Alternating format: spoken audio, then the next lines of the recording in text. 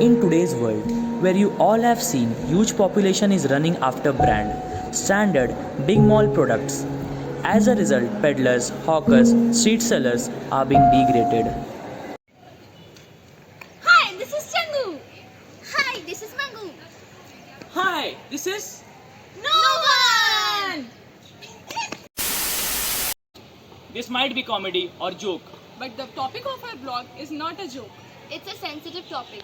Street vendors and market traders are an integral part of urban economies around India. They are offering easy access of affordable goods and services at a public market easily. Most street vendors provide main source of income for their households and bringing food for their families and paying school fees for their children, and they also help in growth in GDP. Despite their contributions, street vendors face many challenges and are often hurt rather than being helped by municipal policies and practices.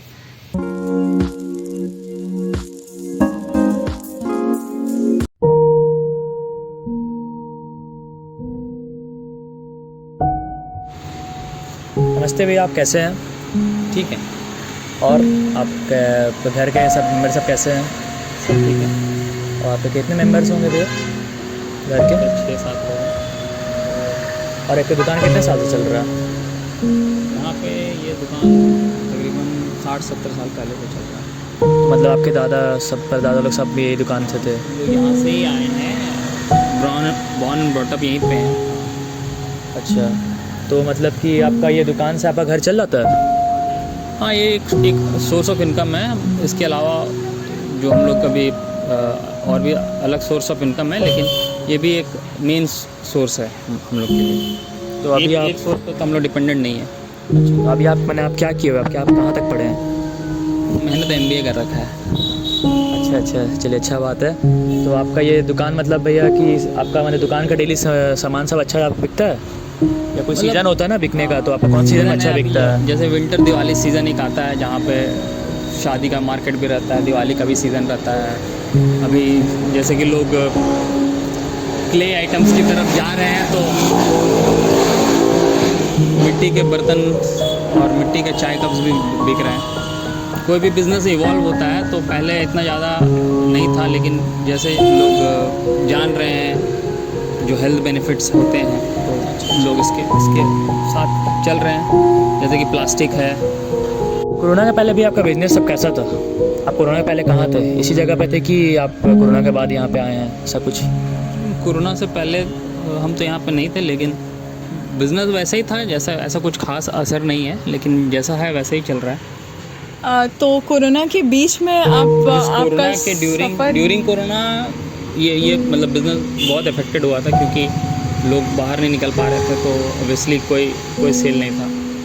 तो उस time पे आप लोगों का घर कैसे चला? आप लोगों कैसे इस चीज़ से आप लोग कैसे सफ़र किए थे? डिफ़िकल्टीज़ हुई, जो भी सेविंग्स था हमारे उसी से ही चला, और तो कोई सोर्स था नहीं उस समय, क्योंकि ऑलमोस्ट जैसे वो जो 2 साल सबके बीते हैं, हमारे भी वैसे ही बीते हैं। तो अभी तो मतलब हमारा देश जैसे आप देख रहे हैं कि थोड़ा आगे बढ़ रहा है, वो कोरोना से बाहर आ रहा है। तो आपका बिजनेस वो पहले जैसा है या वैसा ही कुछ अंतर आया है? सेल्स में तो अंतर आया ऑब्वियसली। जब लोग बाहर निकलेंगे, पर त्यौहार मनाएंगे, तो सेल्स बढ़ेंगे ही। उसी तरह से बेचने वाले और भी बढ़ गए, क्योंकि सिर्फ जो आप अनएम्प्लॉयमेंट अगर आप देखो जो इस तरह से है हर जगह, तो सिर्फ एक बिज़नेस या फिर एक सोर्स पे तो कोई टिका हुआ नहीं है, और जिसके जो भी पहले भी सोर्स थे वो भी बंद हो गए हैं। तो बहुत सारे जो इस बिज़नेस को नहीं करते हैं वो भी इस बिज़नेस को कर रहे हैं आजकल।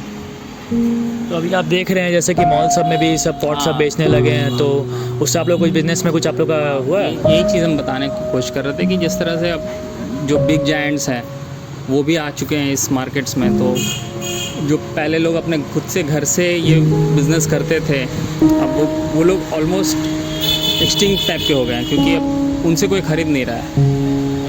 इसी बार का केस स्टडीज़ ले लो आप। छठ के समय में आप देख पाओगे कि रिलायंस में मिट्टी का चूल्हा वगैरह और बाकी सारे सामान बिक रहे थे।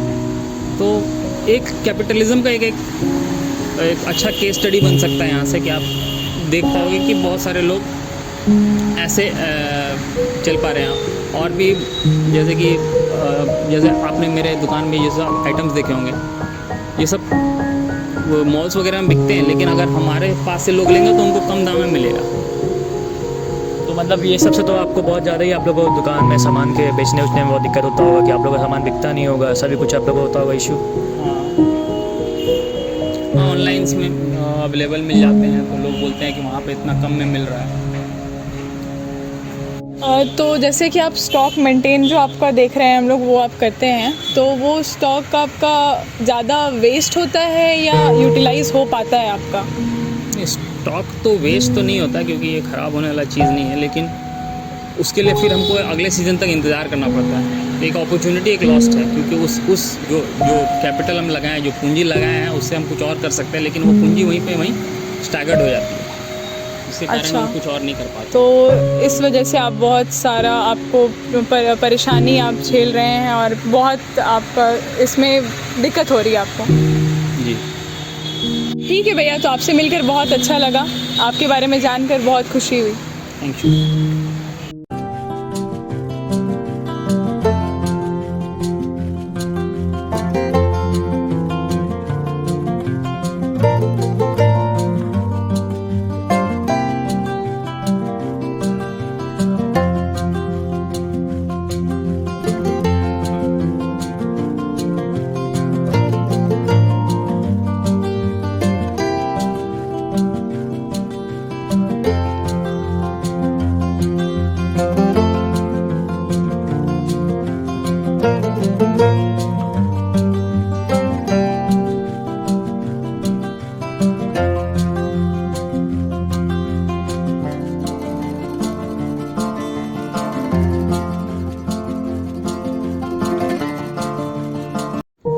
Government has passed a law for these street vendors, peddlers, hawkers, which is Swanidhi scheme.